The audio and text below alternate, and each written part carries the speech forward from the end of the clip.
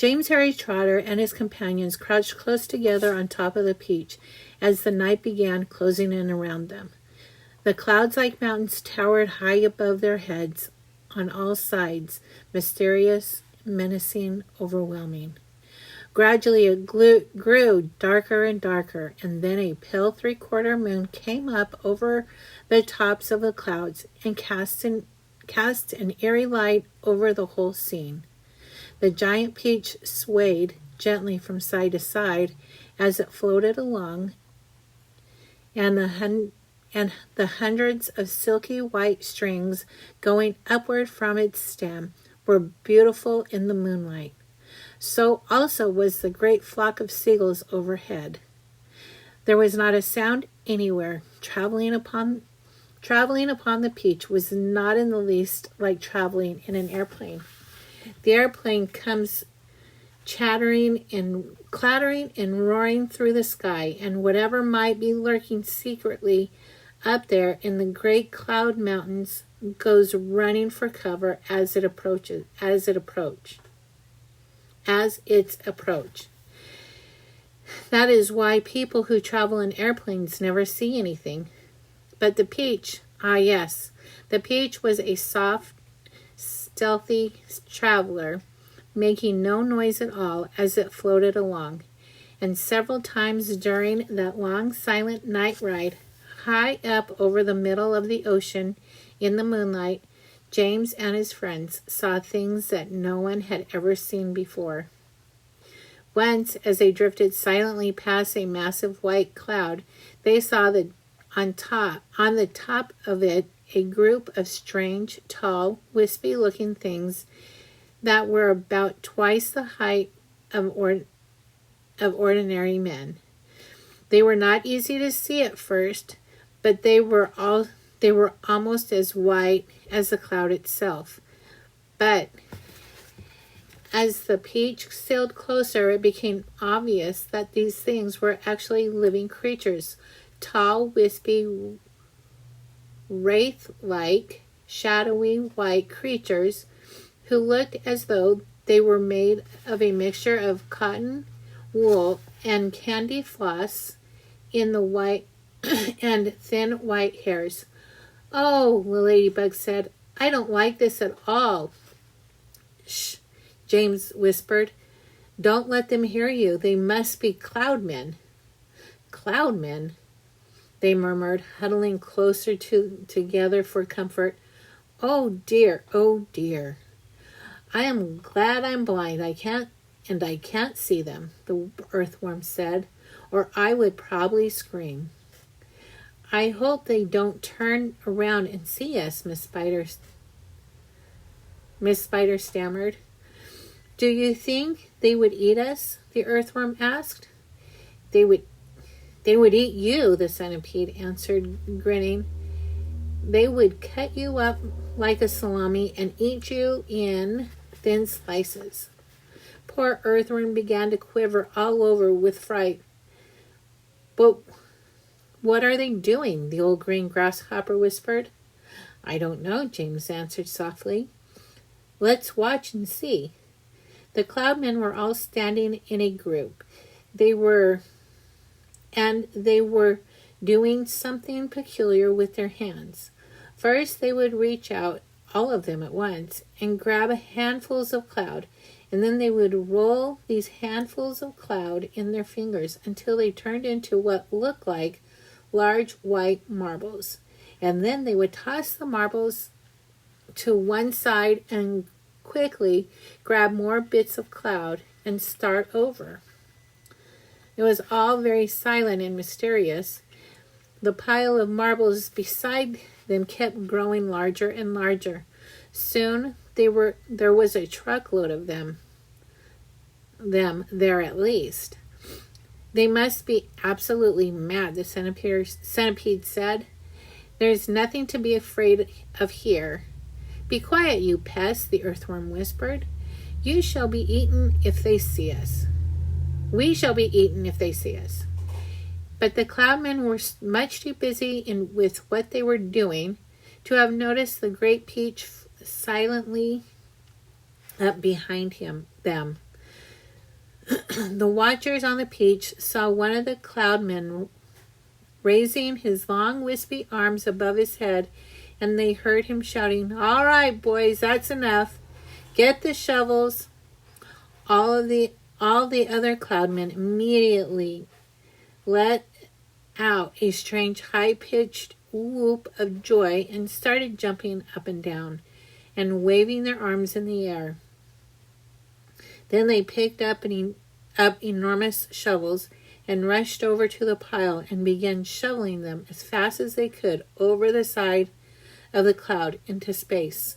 "Down they go," they chanted as they worked. "Down they go, hail and snow, freezes and sneezes, and the nose will blow." "It's hailstones," whispered James excitedly. "They've been making hailstones, and now they are showering them onto the people in the world below." "Hailstorms," the centipede said. "That's ridiculous. This is summertime. You don't have hailstorms in summertime." "They are practicing for the winter," James told them. "I don't believe it," shouted the centipede, raising his voice. "Shh," the others whispered, and James said softly, "For heaven's sake, centipede, don't make so much noise." The centipede roared with laughter. "Those imbeciles couldn't hear anything," he cried. "They're deaf as doorknobs. You watch." And before anyone could stop him, he cuffed his front feet to his mouth and was yelling at the cloudmen as loud as he could. "Idiots!" he yelled. "Nincompoops! Halfwits! Blunderheads! What on earth do you think you're doing over there?" The effect was immediate. The cloudmen jumped around as if they had been stung by wasps. When they saw the great giant golden peach floating past them not 50 yards away in the sky, they gave a yelp of surprise and dropped their shovels to the ground. And there they stood in the moonlight streaming down all over them, absolutely motionless, like a group of tall, white, hairy statues staring and staring at the gigantic fruit as it went sailing by. The passengers on the peach, all except Centipede, sat frozen with terror, looking back at the cloudmen and wondering what was going to happen next. Now you've done it, you loathsome pest," whispered the earthworm to the centipede. "I am not frightened of them," shouted the centipede. And to show everybody once again that he wasn't, he stood up to his full height and started dancing about and making insulting signs at the cloudmen with all 42 legs of his legs. This evidently infuriated the cloudmen beyond belief. All at once they spun around and grabbed great handfuls of hailstones and rushed to the edge of the cloud and started throwing them at the peach, shrieking with fury all the time. "Look out!" cried James. "Quick, lie down, lie flat on the deck." It was lucky they did. A large hailstone can hurt you as much as a rock or a lump of lead if it's thrown hard enough. And my goodness, how those cloudmen can throw. The hailstones came whizzing through the air like bullets from a machine gun, and James could hear them smashing against the sides of the peach and burying themselves in the peach flesh with horrible squelching noises. Plop, plop, plop, plop, and ping, ping, ping, as they bounced off the poor ladybug's shell because she couldn't lie flat as the others. And then crack, one of them hit the centipede right on the nose, and crack again. Another one hit him somewhere else. "Ow!" he cried. "Ow! Stop! Stop! Stop!" But the cloudmen had no intention of stopping. James could see them rushing about on the cloud like a lot of huge hairy ghosts, picking up hailstones from the pile, dashing to the edge of the cloud, hurling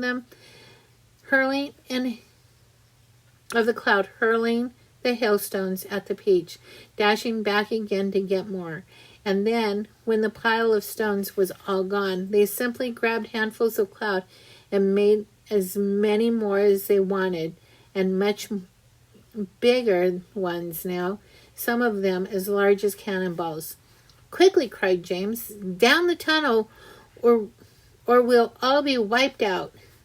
There was a rush for the tunnel entrance, and half a minute later, everyone was safely downstairs inside the stone of the peach, trembling with fright and listening to the noise of the hailstones as they came crashing against the side of the peach.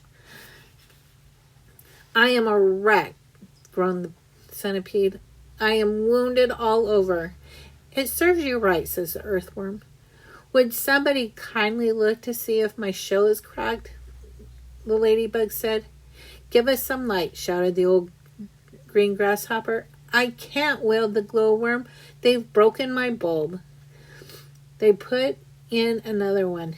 "Be quiet a moment," said James. "Listen, I do believe they're not hitting us anymore." They all stopped talking and listened. Yes, the noise had ceased. The hailstones were no longer smashing against the peach. "We've left them behind. The seals must have pulled us away out of danger. Hooray! Let's go up and see." Cautiously, with James going first, they all climbed back up the tunnel. James poked his head out, looked around. "It's all clear," he called. I can't see them anywhere."